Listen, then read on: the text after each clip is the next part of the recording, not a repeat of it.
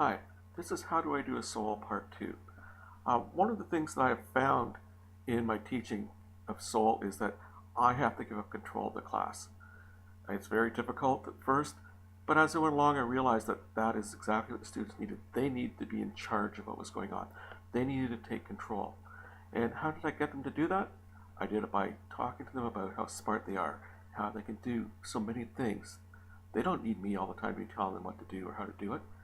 I always talk to them about how they know so much, but they don't believe that they do. They need to believe in themselves and to talk nicely when working at problems. I strive to provide examples of that every day. I don't get angry at them. I talk to them. I ask questions so they can see and learn from their mistakes. I provide encouragement and positive feedback orally. I let them know they're good kids and they can do good things.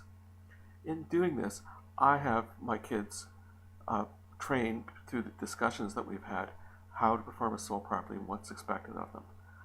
By making education about the kids and allowing them to be decision makers, they're contributing more and more towards making their lives lifelong learners.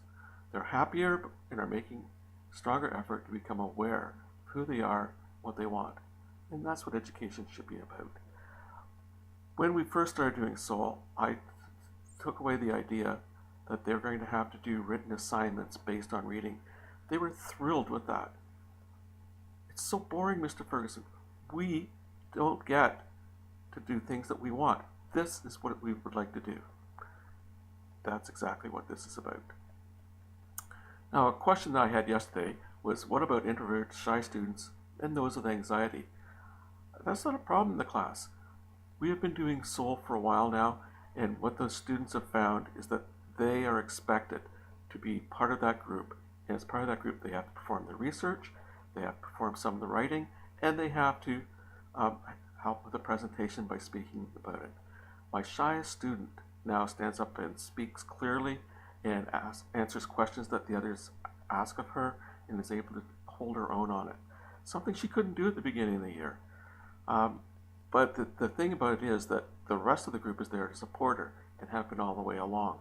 When she flounders a little bit, they step forward and say, hey, this is what it is, and they keep talking about what she was talking about, and so they help her out, and she can jump back in later on.